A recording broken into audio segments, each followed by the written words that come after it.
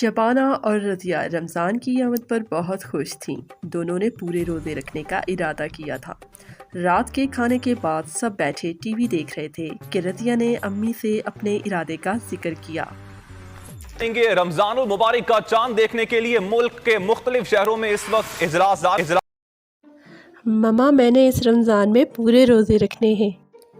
اور شبانہ بولی، مما میں بھی پورے روزے رکھوں گی۔ اچھا، تم مجھے سچ سچ بتاؤ کہ روزے کیوں رکھنا چاہتی ہو؟ مجھے بالکل سچ بتاؤ کہ تم کیوں ایسا چاہتی ہو؟ کیا تم رمضان اور اس کی اہمیت سے واقف ہو؟ اصل میں شرماؤ مت، مجھے بتاؤ۔ ماما آپ مجھے فاسٹ فوڈ کھانے سے روکتی ہیں کہ پیزا اور برگر وغیرہ نہ کھایا کرو، زیادہ فاسٹ فوڈ نقصان دہ ہوتا ہے۔ لیکن روزہ رکھنے کے بعد اگر میں افطاری کے وقت ضد کرتی ہوں کہ گھر کا کھانا نہیں کھانا بلکہ مجھے برگر چاہیے یا مجھے پیزا منگوا کر دیں تو آپ منگوا دیتی ہیں کہ روزہ کھولنے کے بعد کھانا نہیں کھائے گی تو کمزور اور بیمار پڑ جائے گی۔ اچھا، تو تم ماں کی محبت کا ناجائز استعمال کرتی ہو اور مجھے بلیک میل کرتی ہو۔ رضیہ کچھ نہیں بولی، خاموش ہو گئی۔ اب مما نے شبانہ سے پوچھا، اب تم بتاؤ کہ پورے روزے کیوں رکھنا چاہتی ہو؟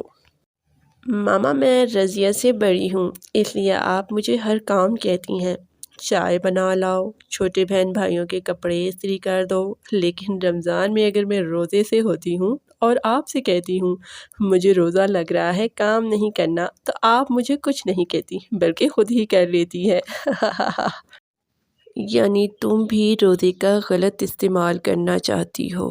مما تھوڑی دیر خاموش رہیں، پھر بولی، میری باتیں اب تم دونوں غور سے سنو، میں تمہیں ڈانٹوں گی نہیں، کیوں نہ کہ تم دونوں نے سچ بولا ہے اور میرے پوچھنے پر اپنے صحیح ارادے مجھے بتا دیے۔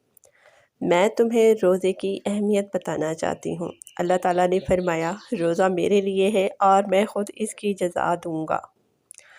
روزہ صرف اور صرف اللہ کی خوشنودی کی خاطر اور فرض سمجھ کر رکھنا چاہیے، ایسا فرض جو اللہ نے ہمارے فائدے کے لیے ہم پر عائد کیا ہے، تاکہ رمضان کے مہینے میں ہماری ٹریننگ ہو جائے اور ہم غلط کاموں سے بچ جائیں۔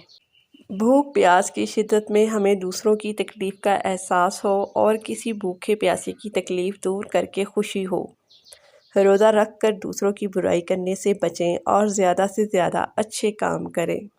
روزہ رکھنے کے بعد ہماری شخصیت میں اچھی تبدیلی آئے۔ رضیہ اور شبانہ نے ماما سے وعدہ کیا کہ اب ہم صرف اللہ کی خوشنودی کے لیے روزہ رکھیں گے۔ یہ ہوئی نا بات، اسی بات پر آپ سب لوگوں کو بہت بہت رمضان مبارک ہو۔ اللہ پاک تمام مسلمانوں کو روزہ رکھنے اور اس پر عمل کرنے کی توفیق عطا فرمائے، آمین۔